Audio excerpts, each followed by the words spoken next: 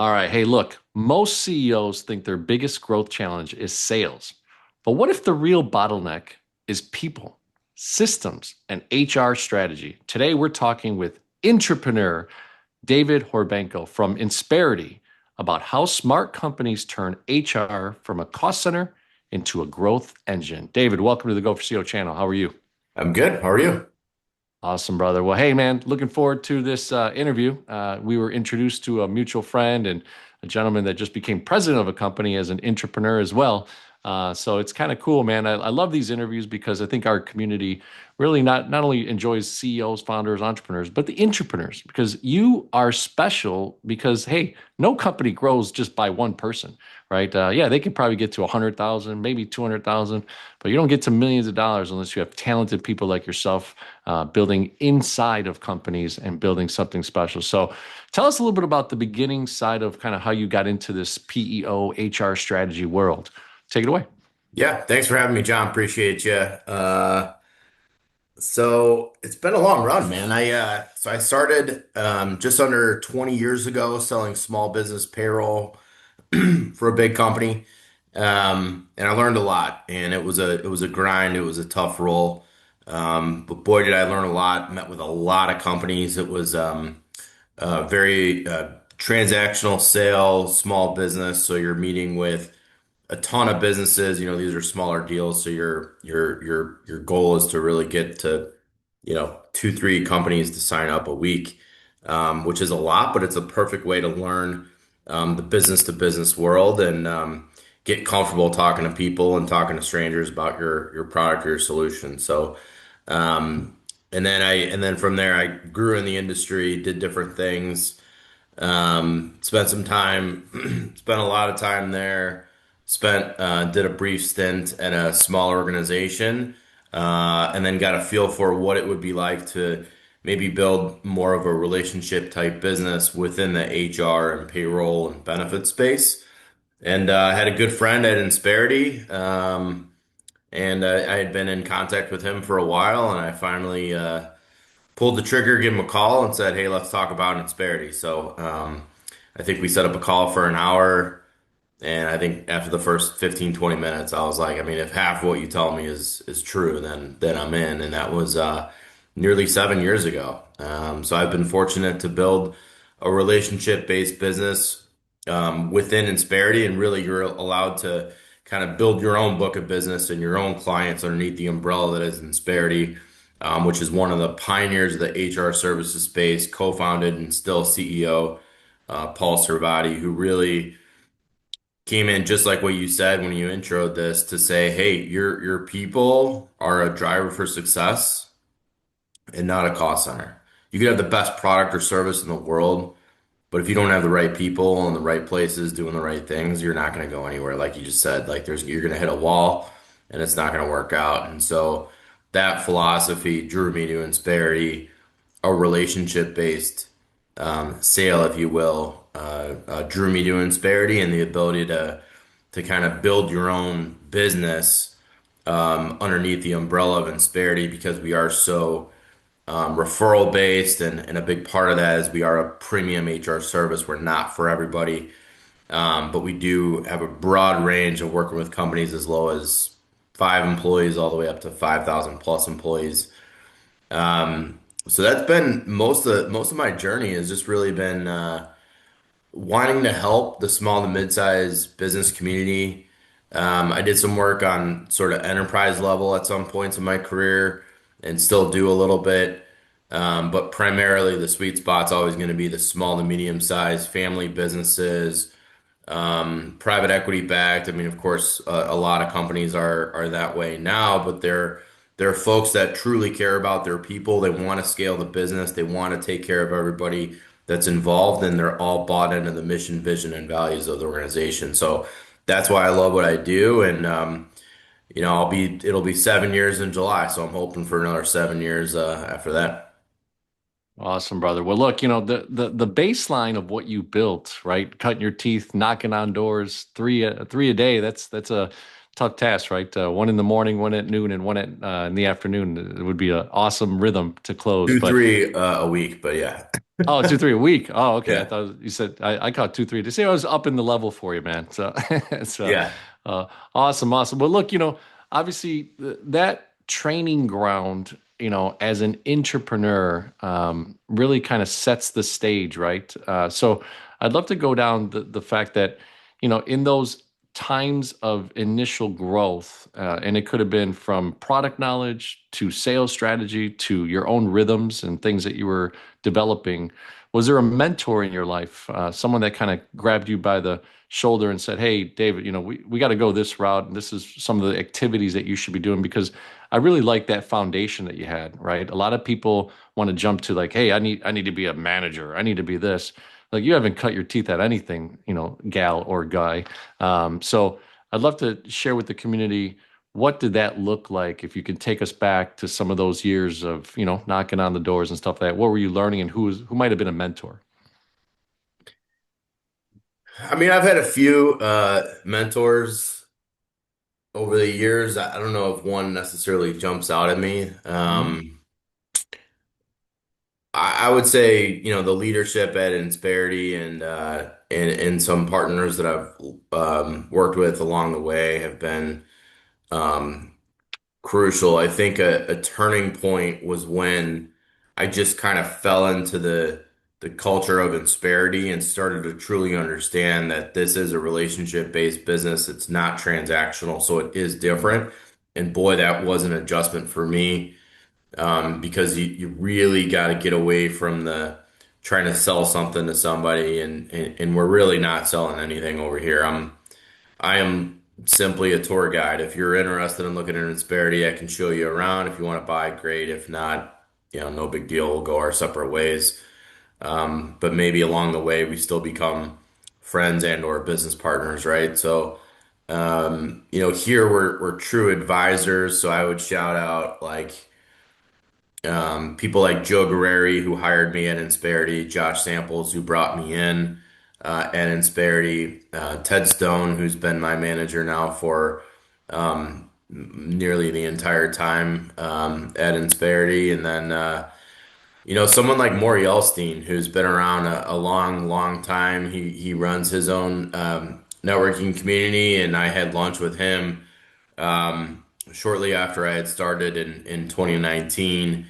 And one of the biggest things he told me is you gotta start learning how to make introductions for people, and people are going to be drawn to you if you do that. And Maury Elstein's been around a long, long time. He's very famous in the networking community in Chicago, and although I don't know him super well, the few times that I've that one lunch at Chicago Cut Steakhouse, I'll never forget. So Maury, if you're watching, man, I still appreciate you. I know I see you every now and again, but that was really the foundation for my success at Insperity, and not just my professional success, but personal success, and just getting to a place where like you should want to help people out. Like this should be fun. It shouldn't be a grind. Like, money's not everything in the world. Like, yeah, you want to make some money and you want to take care of you and your family and all that jazz, but like if you don't like what you're doing, what are you doing? Life is too short. Especially as you get older, you start to see that it becomes more prevalent, right? So, I look at it like you gotta serve others, man. Like I just got a text last night, Friday night at 9 o'clock last night. A friend of mine has been working really, really hard to buy a business as part of a search fund, and she was kind of starting to get to a point where it was like a getting to a deadline, and she was able to lock in an LOI with the help of an attorney friend of mine who I had introduced for her. So, and that might not turn into anything for me, but that means the world to me. So I love doing that. I love connecting the right people, and uh, yeah, I don't know where we were going with that, but man, No, no, that's what it's all about. Like, and especially meeting someone like you, John. Like, that's just what it's all about. You know. I love no. They're Look, not gonna put on your gravestone, top sales guy or company. Like Do you, or would you want that, right? No, I agree, and that's a deeper thought, right? A deeper feeling. So let's dig into that, right? I was telling you off camera, I just spent some time at a Blackhawks game with first, second, third grade friends, and part of my book, right, the 4A formula talks about alignment in chapter 2, and that's how I built it. I mean, I'm a non-college kid. 2.8 GPA, as they say in high school. Got out early, so I actually took some extra classes just to get out early.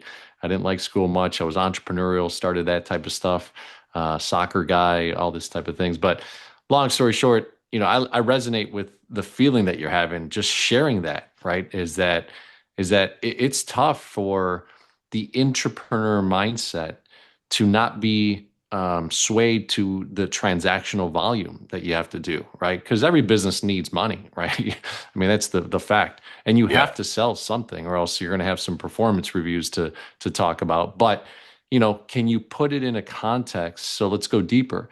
How did you start to figure out your own rhythm of that? Because today you meet two, three people, and they may be ideal clients, but man, they're not going to buy from you, especially in your world, right away, right? I'm not changing a whole HR system or Yeah. PO thing that we're doing. So tell us what maybe a couple things that people can take from this that you started to say to yourself, okay, hey, this may not be a sale for 6 months. How do I cultivate that relationship? How do I sprinkle in referrals from my own network to help that person first and build that date that bank account of resonance with that person? Yeah, great question. Just ask questions. It's not about you. So I would say, you know, and also be curious. So that goes along the line with just ask questions, be genuinely curious, and be interested in their business. And if you're not like feeling it or it's not like you can just like, you know, just walk away too. Like it's okay. Like if it's not like if you don't feel like there's a vibe there or you're connecting, like a lot of times I just kind of look at it like, well, I mean, this isn't really going to go anywhere. So you can just walk away. But the idea is like this is still helpful for me to learn more about who you are, what you do. Like, why'd you get into this? Why are you running your own business? That's crazy. It is a very different world to be running your own company that's operating at 15, 20 plus $1 million in revenue. What's that like? What are you guys trying to accomplish? What are the biggest things that you want to hit on in the next 12 to 18 months?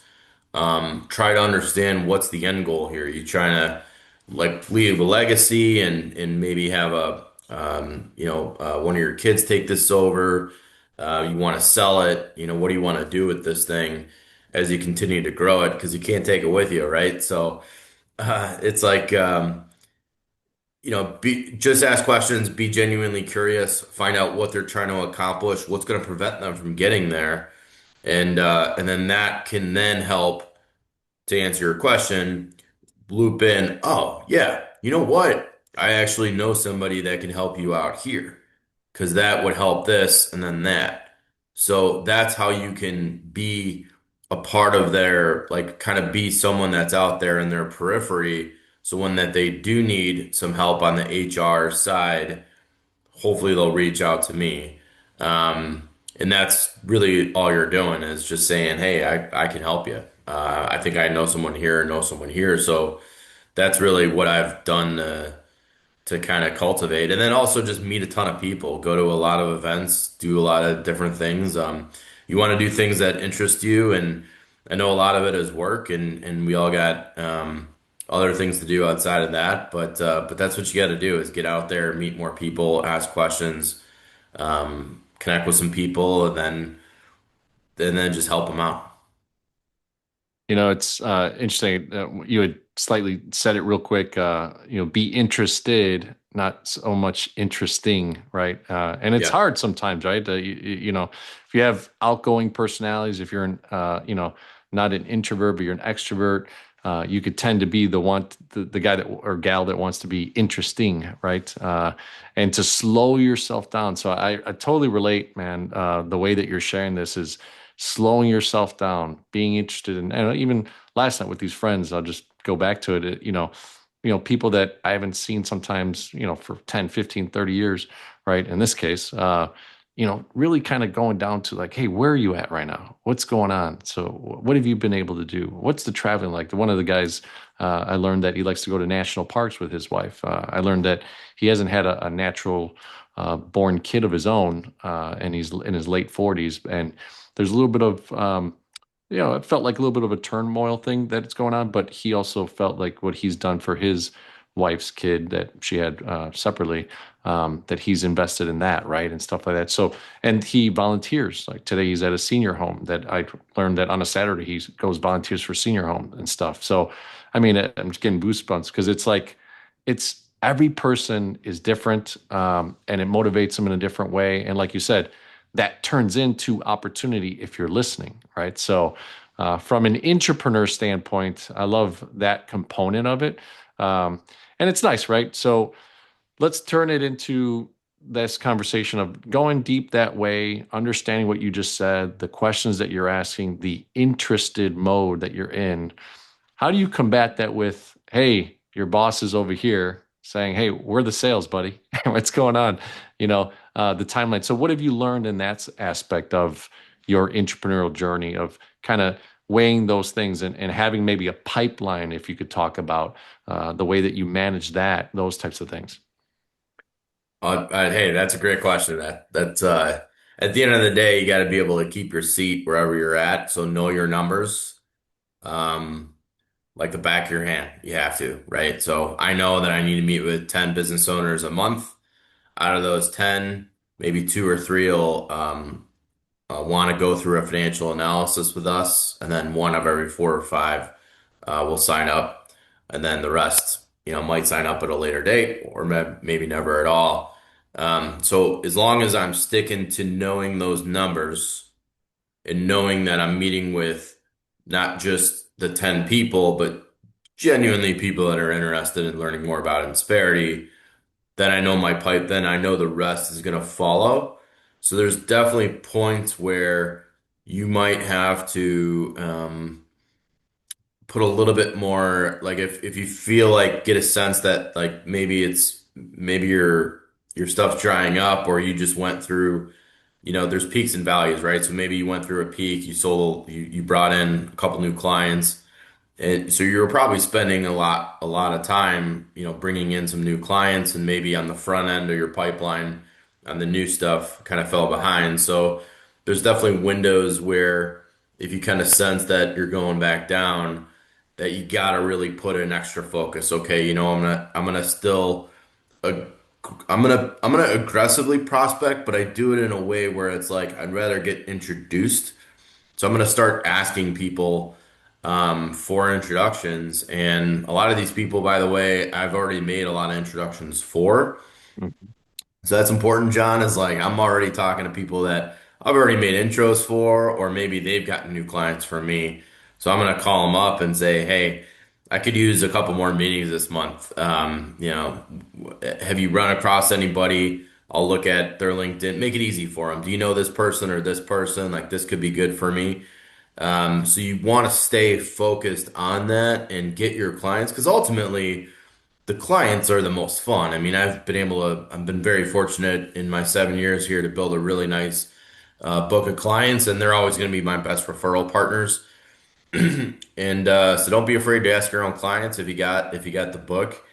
I certainly do, and yeah, I mean, it all comes back around, man. So like, so just stay laser focused, know your numbers, and then just make sure that you are doing all the right things and your focus is where it should be. Because I do a lot of different things, but my focus is always going to be on bringing in new clients to the Insperity HR solution because it's the best solution available in the marketplace. So yeah, I love that last line, man. You're convinced, and unless you're convinced, you're not convincing, right? So yeah. I love that stuff, and that's what I genuinely look for too, right? Is when I'm out there in the market, my day to day is actually commercial banking and building relationships and stuff like that. So I had a question that came up in my mind. For me, over the last few years, I actually learned kind of a technique per se, I guess a process. I would ask my clients, and I learned this from a gentleman that became a bit of a mentor at my last bank. He said, go to your AP and AR best vendors and best clients of your current clients and ask them, hey, who do you know that's a CEO founder in my case for commercial banking and lending and all that stuff, and have that client introduce you, right? Is that similar in your world? Are you asking a certain criteria? Are you saying to them more like, hey, do they have clients or vendors that they work with that have HR connections? Or what would be the best way in that approach, taking off of what I just said for you? Yeah, what do you mean by AP and AR?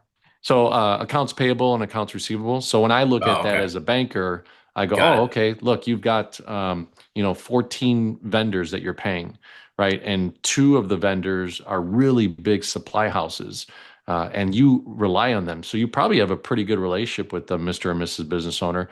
Would you mind making an introduction to the CEO or founder? And that's kind of what I found to be something that was really engaging for me, for my clients that it would introduce me.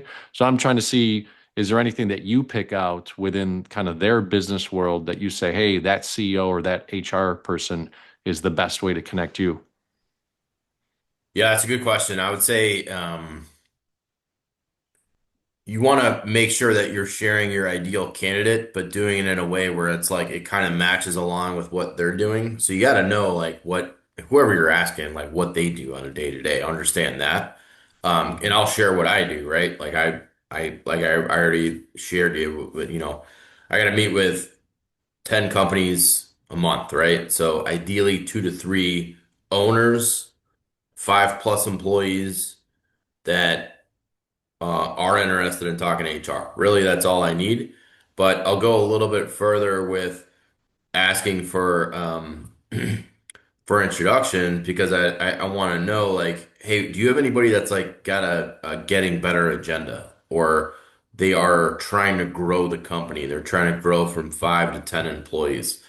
Anybody that's been getting caught on some, admin compliance stuff or they're complaining about, or maybe they just got a new a round of funding and they're trying to hire a bunch of people. I want to talk to people like that. Um, people that are, a little bit more um, kind of in our space industry wise. So we pretty much work with anybody in any industries except restaurant or retail.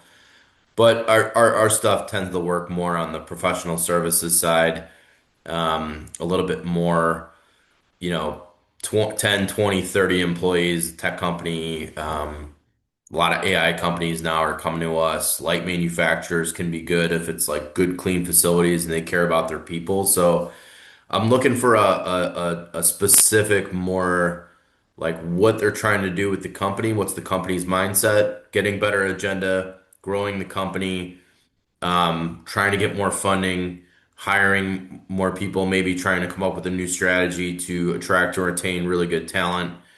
And then I need the philosophy of the person to be my people are a driver for success and not a cost center. Those are the people I'm looking to meet. And it's got to be CEOs, founders, owners. Um, those are the people that I want to meet with. So yeah, make sure you're identifying that right, but also come alongside what these people are doing. Like, hey, I know you're talking to this kind of group. Maybe these are some questions that like can come up sometimes. Like you want to really personalize it, and that's how you.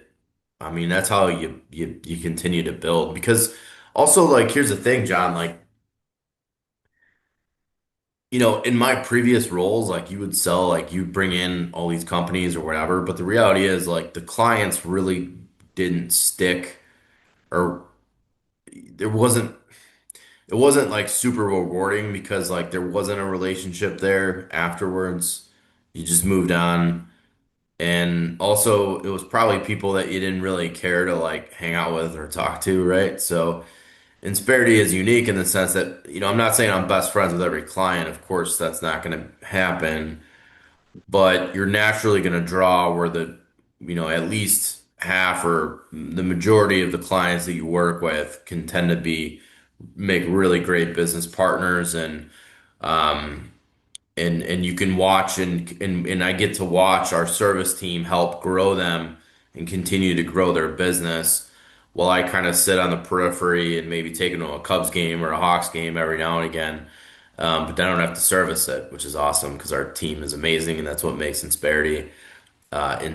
So that's the rewarding part is like I genuinely want to help these people. I'm not trying to sell you anything, and so it's like I just want to know like who needs help, and that's all I'm trying to find is like if you've hit kind of a point where there's some obstacles that's preventing you from getting to where you need to be, I want to talk to you.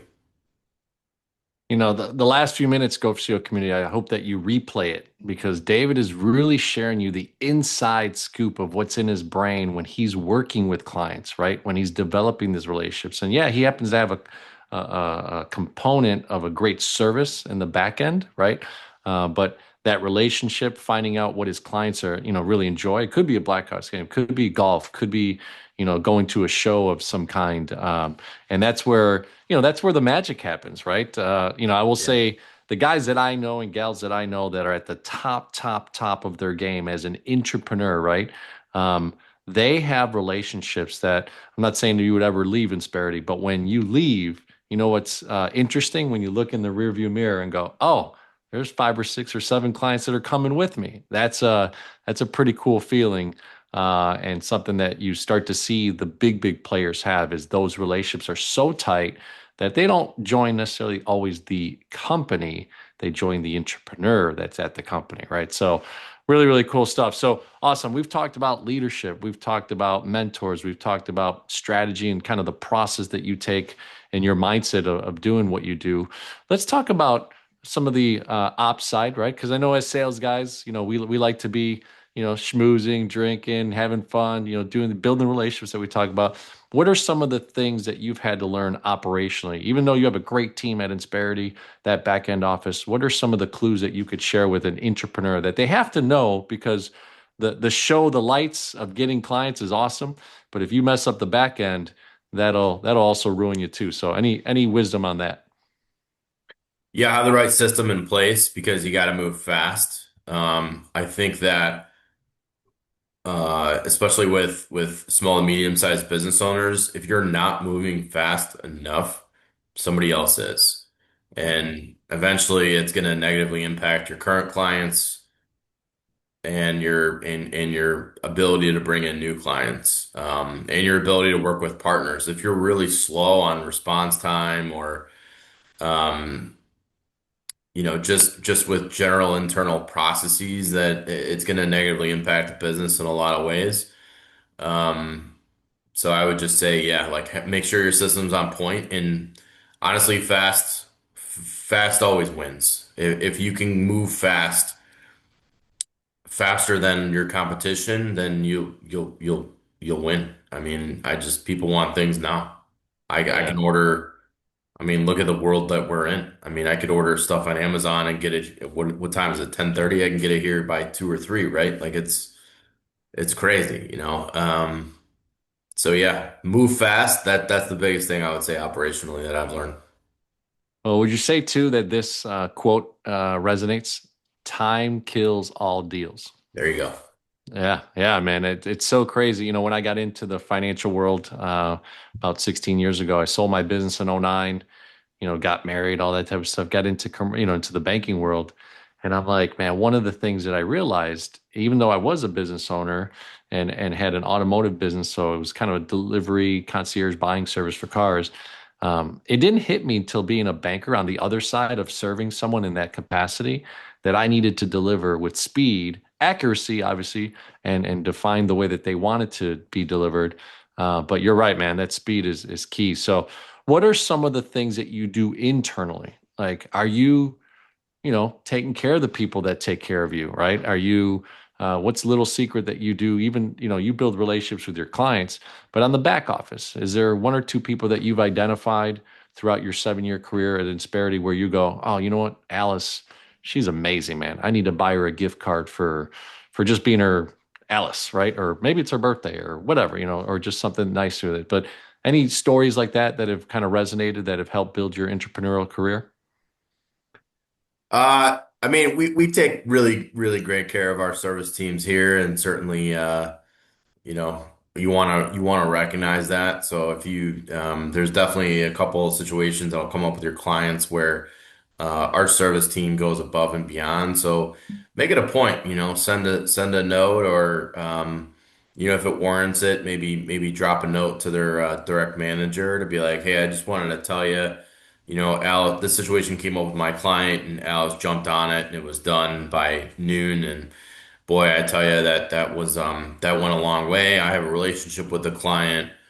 And naturally, they eventually establish a relationship with their HR specialist at Insperity also, just to be clear. So, and then they can get into things that I don't want to know. And that's the reason that they're hiring Insperity, right? So, you don't tell me some of those employee issues that you're having, you tell your HR person, just like you tell a therapist and maybe not necessarily me some things, right? So it's kind of that way. But, yeah, I would just say like be aware of that. Like, we're all human beings. Like maybe go out of your way and yeah, buy a gift card or figure out like what they like or if they like, Dunkin' Donuts all the time, you notice that, pick up a Dunkin' Donuts gift card. I know I'm a big Dunkin' guy, so just small things like that. And I would also so for me what I think is important too is you constantly are like have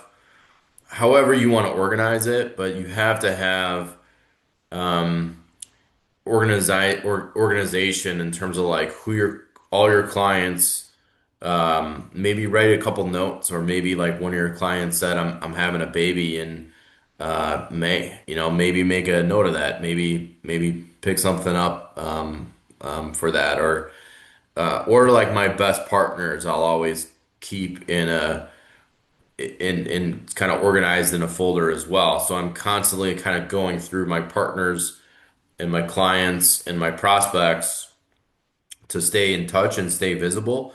Because a lot of times it's like what you said, I'm not going to necessarily move everything right away just because I met you at a networking event and we seem to hit it off. I'm not going to just be like, cool, I'll just give you all the HR and the payroll and the benefits and everything tomorrow. Like, doesn't work that way.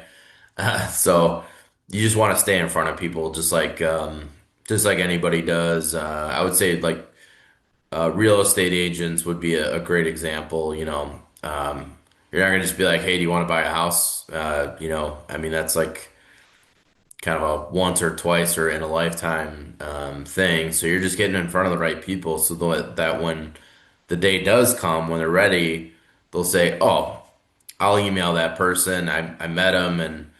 They've provided me with some nice newsletters or an email list or whatever, so they remember them. So that's all I do is I just want to stay in front of people and take care of them also too. Sometimes people don't want to be bothered. Make a note of that, man. So No, you know what? You're sharing a masterclass value type interview here, right? Because to me, entrepreneurs are so key. And at the front of the house is right the sales, the marketing, the advertising, and what's the company doing to build the brand? Obviously, you've mentioned Insperity quite a few times, and that CEO, founder, leader still there, believing in the company, believing in the people, and then the layers of people that you mentioned when you first started, and the gentleman that's still even your boss at this time for so long. Man, it's culture, it's teamwork, and all these types of things, and that builds entrepreneurs within there, and I love that part of it. I think a lot of people miss that, and when there's a lot of churn, there's a problem, right? There's a problem there because you start to see like, hey, these companies aren't retaining; they're just kind of churning and burning these people, and they're either going to go out of business or that'll be their model, and that's fine. But there's going to probably be some ill will in the industry or in the marketplace that talks about them in a certain way that you don't want to be talked about. So, really awesome stuff. So, all right, look, as an entrepreneur, there's still some guidelines, right? There's not the pressure of like, hey, man, this business, but there's still that pressure within. So, tell us a little bit about kind of how you handle your own goals. Maybe the company creeps up those goals every year, 10%, 20%, 30%, and starts to put some pressure on you. How have you dealt with that? Just understanding like, hey, man, this year they really want a lot out of me. And I thought I had a pretty dang good year last year. So Yeah. that type of mindset, right? So Yeah, it's never gonna go away. But without pressure, what was that Joe Madden quote, man? God, I forget that now. But diamonds or something, or it's kind of like it was kind of like basically saying like, what's the point if there's no pressure? yeah, It's not important. So yeah. you should have some pressure. You should have some nervousness. Otherwise, you're not doing something that's challenging you.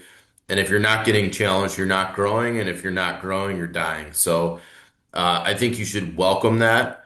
I am not or someone that's maybe shied away from public speaking, and now I'm doing that more often than not. And I don't like it. It's hard, and I get nervous, and I'm sweating, and I could easily be like in those situations. A lot of those I can easily be like, hey, I'm not feeling it and not do it. But I force myself to do it. And so that's what I would say for people that maybe want to shy away from that or get nervous about it, like embrace the pressure. Or if you're in the military, embrace the suck. Like like, you know, there was a story about Jocko Willink, and he was out on a hunting trip, and it was just a brutal hike. Probably hunting elk, you know, and it was just a brutal, 3, 4 day hike that they had to do, and they all get in a huddle, and they're all looking around at each other, and they're kind of taking a break, and he's like, you know what's gonna suck is when this doesn't suck anymore.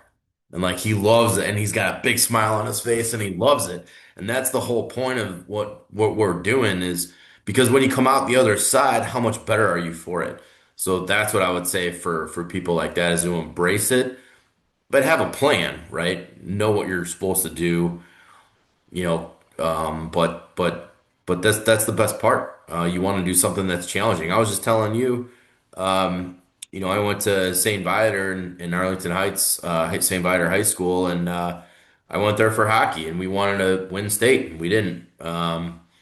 And now years later, they just won last night. So those kids went through a really, really tough season, and they fought like heck to make that happen. So, and that's something that they'll remember for the rest of their lives. Well, and you just made us remember, right? That was the quote, embrace the suck. Right. Yeah, So from Joe Madden and one of and them. our and There our was yeah, another yeah. pressure one, but all right, Yeah. So, I'll get back to you on it. no, I love it. I love it. Well, look, certainly love having entrepreneurs on the Go for CEO podcast. I think there's so many angles that we've come up with today, and the ways that you've shared. And I'll tell you, I mean, I think this is where someone watches a video of you or a podcast of you or listens to you and goes, "Man, David's a really cool dude. Like he is just a genuinely good person. He's interested in what I need to say." And people get attracted to it. And that's why I love doing the podcast too, because it gives a voice. Like you said, maybe you don't feel as comfortable in the public speaking scenario. I'm actually a ham. I'm one of those rare ones. I love it. I feed off of it. There is a technique. If you take your fingers like this, it's the most nerve endings that you have, and your feet too. But your fingers like this before you speak, that's a big one. And then taking deep breaths. And then you take a deeper breath after that deep breath and try to max it out and then go slowly out, and you'll see your nervous system come down. It's Ah, crazy. It's been something that I've thanks for used that. because Yeah. it's not like I don't get nervous just because I super love, enjoy speaking. But it's some of those things that some of the greats I've learned from either watching them, not because they were my friends or anything, but watching them and hearing what they were saying. So one of the things I love with that podcast about this podcast, right, is learning from you guys and getting to kind of feedback. And now I've got 300-400 videos that I can go back to and be like, oh, I remember when David 2 years ago said this. I'm gonna go watch his video, right, and stuff like that. So, all right. Well, look. In the Gulf Show podcast, we like to end with CEO, right? So client experience, engagement, and I'll talk you through that one. And then O for operational excellence. So even as an entrepreneur, I'm sorry, an intrapreneur, you take these qualities and these virtues of CEO into the marketplace when you're doing things and bringing on clients. So from a client experience, if you think about it from Insperity to the back office to you front facing with the client, what does that look like from a value proposition standpoint? So talk us through 30, 60 seconds of what are you trying to do for that client to experience coming to do business with you? They can sleep at night knowing that all of the administration and compliance is buttoned up and done for them, and they can put it on their mind and they can focus on their product or service and generating revenue for the company and do what they were in business to do and not get bogged down with non-revenue generating tasks. That's what we do. I'll share this too. Market differentiator. We're not the only ones that sell HR, believe it or not. Uh, uh, but the ones that are more attracted to us is because we are a premium service, meaning that we're proactive. So they can also task us with very specific tasks around coming up with a better strategy on organizational like maybe an org chart or performance management. Like what are some different ways that I can drive employee engagement and get folks to um, put forth discretionary effort? I've got, maybe five all-stars. How do I turn that into 10, 15, 20 all-stars? How do I get everybody to be bought in to our mission, vision, and values? So we can actually help with strategy as well, not just the tactical.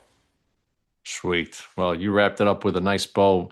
So, David, I love asking this particular question because everybody has given me literally 350 different answers because everybody's different. We're all human beings. But I used to say employee engagement, but what I actually asked the last probably couple hundred times is engagement. So, how does David Horbenko like to engage clients, back office, family, all that type of stuff? Like, are you a man, let's go break bread together. Let's go have a meal. Let's go have a drink. Let's go to a Hawks game. What are the ways that you like to engage so people will recognize that in you?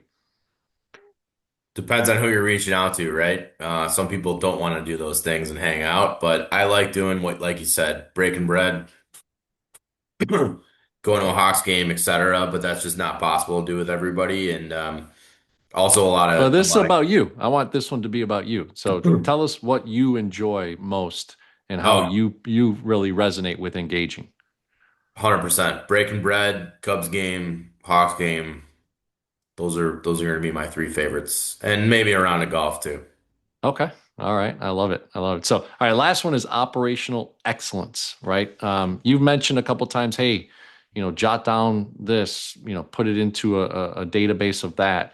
So, what are some of the tools that you guys use or you personally use? Maybe you've taken some things now over the last 7 years of your own ownership of an app that you really like compared to your competitors or your colleagues. What are some things internally and you personally that are using to keep you operationally excellent?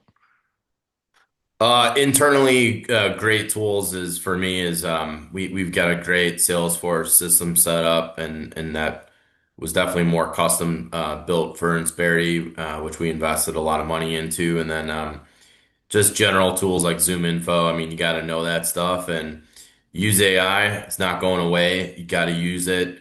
I use it every day, whether it's ChatGPT, Claude Bot, which I'm learning right now, and I'm actually working on today.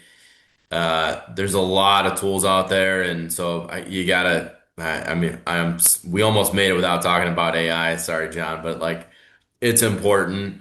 And then the other thing is, if you are out there and maybe in our role, um, you got to utilize LinkedIn. And I bought into it in 2020 when I had 1,500 connections. And I knew, when the pandemic hit, I was only 6, 8 months into Insperity at the time.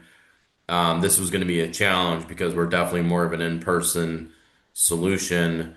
So selling it over the phone or over Zoom didn't really, of course, we do that now, but at that time, you didn't really think that that was possible. So I just started posting consistently, and I grew my following from 1,500 to over 10,000 today.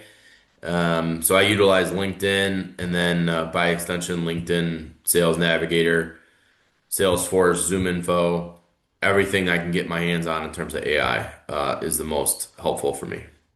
I love it. I love it. And you gave such a master class on the human level side of things that AI really didn't come up, but I appreciate you bringing it up because last probably 10 interviews, there's always been AI talked about. And I think, like you said, if we are not intentionally using the tool, I just met for dinner with a gentleman that has been in the business 20 years, building AI agents, right? And AR, AP, invoicing, those mechanisms to create an actual AI agent. And what I thought was like, oh, well, can't everybody just do that right now? No, actually not. And he's not he's typically in the enterprise level, so 100 million middle market. They're spending the big money to install these. But what about the SMB, right? The under 100 million, and that's kind of the conversation I had with him, and we're working on some things that we'll probably unveil in the future. So, but no, thank you so much for coming on the Go for CEO channel, David. What's the best way to get a hold of you? You've mentioned LinkedIn a bunch of times. Is there an email? Would you want to share your phone number? Anything that would make sense for someone to reach out to you if they see this video and they're like, "Man, I want to do business with David," or just reach out to you as a networking, person with you. Yeah, absolutely. Thank you. It's DM me, LinkedIn, David Horbenko, or david.horbenko@insperity.com is also my email. Awesome, brother. Well, hey, any final words as far as just from an entrepreneur mindset, a guy that's built something pretty valuable? Because I know that there's residuals and we didn't get a chance to go through some of that stuff, but you chose an industry where you get paid for what you've done a while back, and that's a cool scenario too. But any last wisdom for someone that's an entrepreneur, a young cat, young girl, someone that's older that maybe thinks like, man, I've been stuck in this industry. Oh man, I should look at HR or this industry. Any wisdom on that side? Find something that excites you and make sure that you are learning something every day and consistently growing. And then once you're in that role, and if you genuinely like it, yeah, I would go back to be interested, be curious, ask questions, learn, and at the end of every week, just make sure you can look back and say, "Boy, I learned something today," or "I went through a challenge that allowed me to grow." Even if it was drill it down to a daily thing.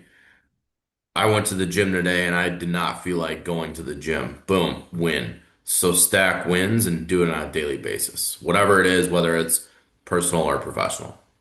Win the day, baby. So I'll do a shameless plug. Grab my book, Go for Show Community, and people that are just watching and listening on our Spotify channels and the other channels, the audio, the 4A formula, untangle any challenge and think like a CEO. I had CEOs, founders, entrepreneurs, and entrepreneurs, give their wisdom into this book, my own stories. And by the way, subscribe to the channel, be a part of this community. Guys like David Horbenko are dropping massive knowledge, so let's grow this community together. So thanks so much for being on the Go for CEO channel, David. Yeah, thank you, John.